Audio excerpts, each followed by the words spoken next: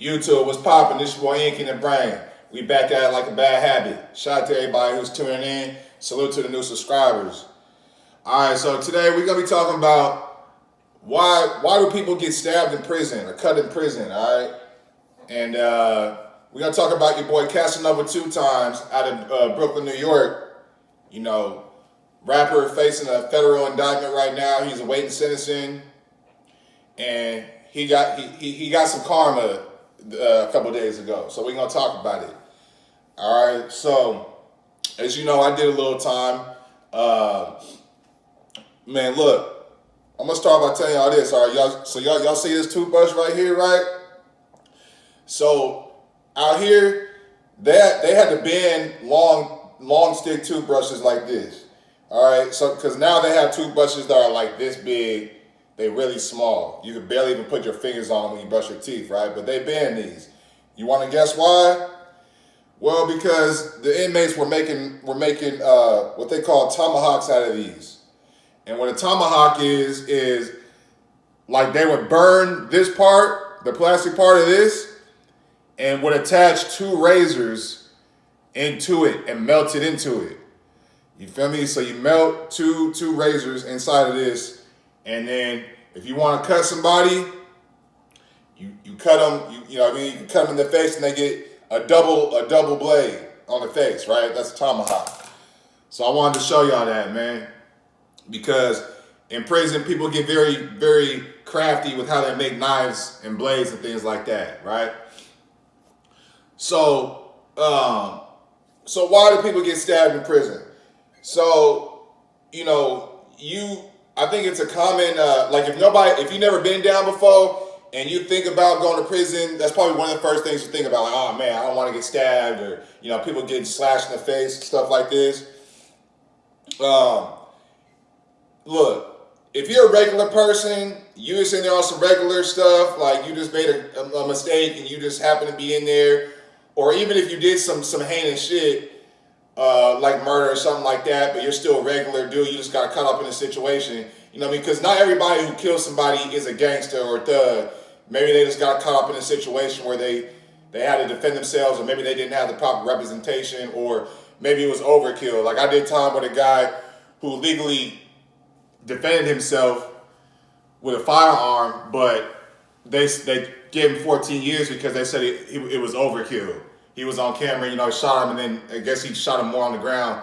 So now you're doing 14 years. So, you know what I mean? So, but you only really get cut for a few reasons, right?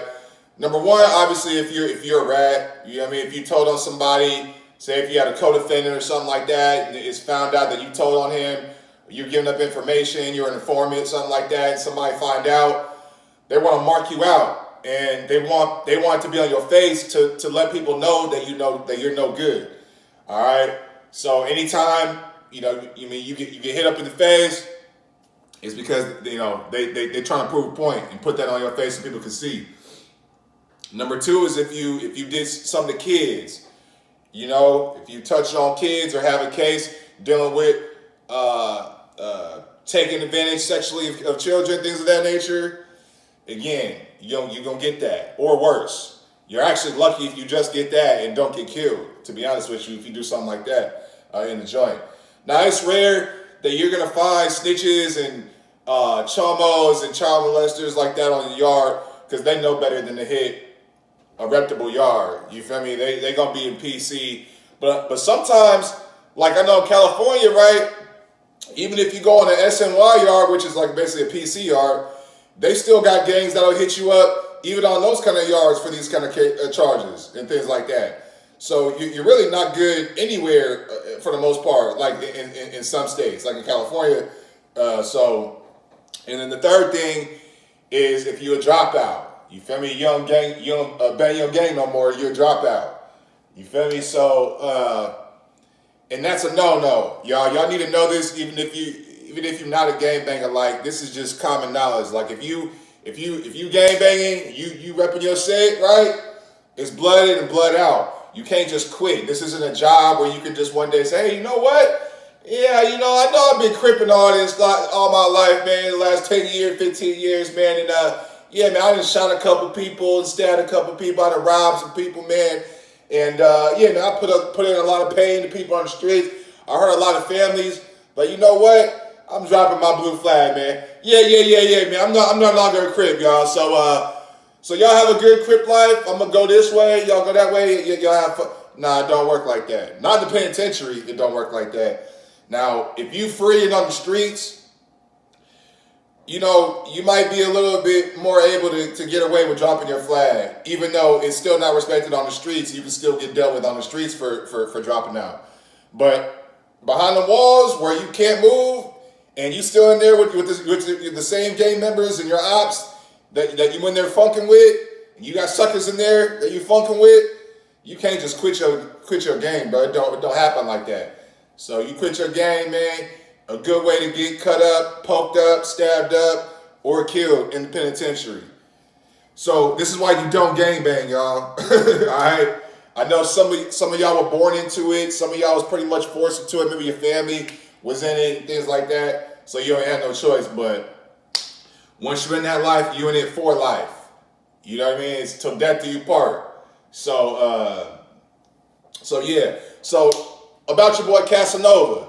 Again, Brooklyn rapper, he already did a lot of time, okay? And if you look at his previous interviews, you know, he documents his time. I think he did like 8 years for armed robbery when he was young, right?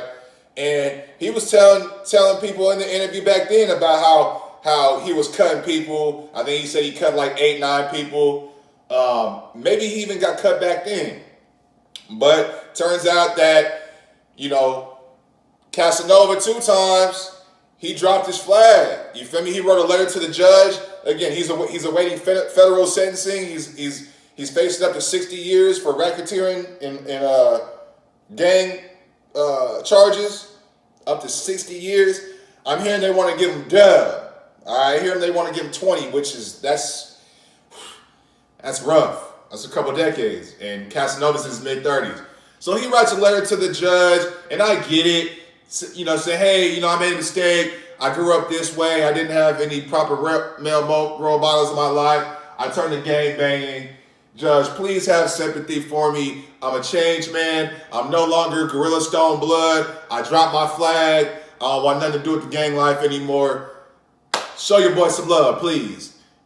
Show me some love, man. Can I get the 5? Can I get the minimum 5? Or if you can you give me the 10, please, Judge? Please, I'll take 10. I'll take 10, but please just don't give me 30 or 60 or whatever the hell. You know what I mean? That's pretty much what he did, right? He wrote the letter, right? Now, here's the thing. I'm going to give y'all my take on it. Casanova doesn't strike me as a fake gangster. What I mean by that is he doesn't strike me as a guy that, you know, is really out here putting in pain, really robbing shit, really stabbing people, maybe even really shoot people, right? And then just turn around and drop his flag. He strikes me as a real stand-up, real gangster that's really about that, right? This is just, for me, doing time around people that were gang banging and are currently doing a lot of time for violent crimes and things of this nature. He strikes me as a real one.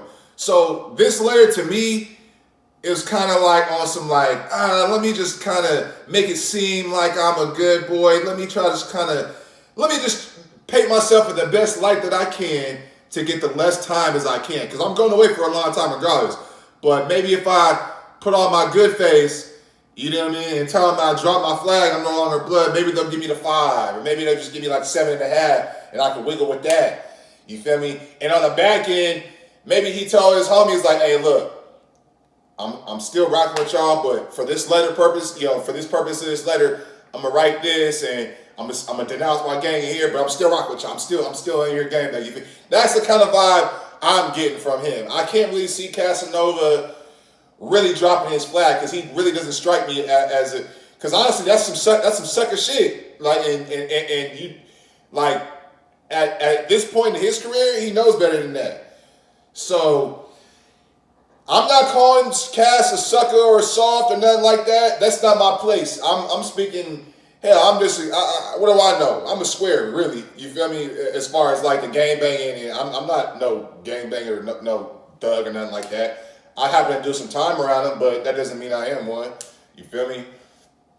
But for him to really drop his flag is kind of crazy to me. All right, so now the day after this happens, you know, he in Essex County out in New Jersey, again, waiting federal sentencing. And then some dude named Ulysses something ran up on him, cut his face open, man, slashed his face open. And apparently it was pretty bad, man. So yeah, man, gave him $150. That's what they call it in New York. Gave him $150. That's their MO. You feel me? They be cutting shit in New York. You feel me? So gave him $150. But here's the thing. This is what people are not saying.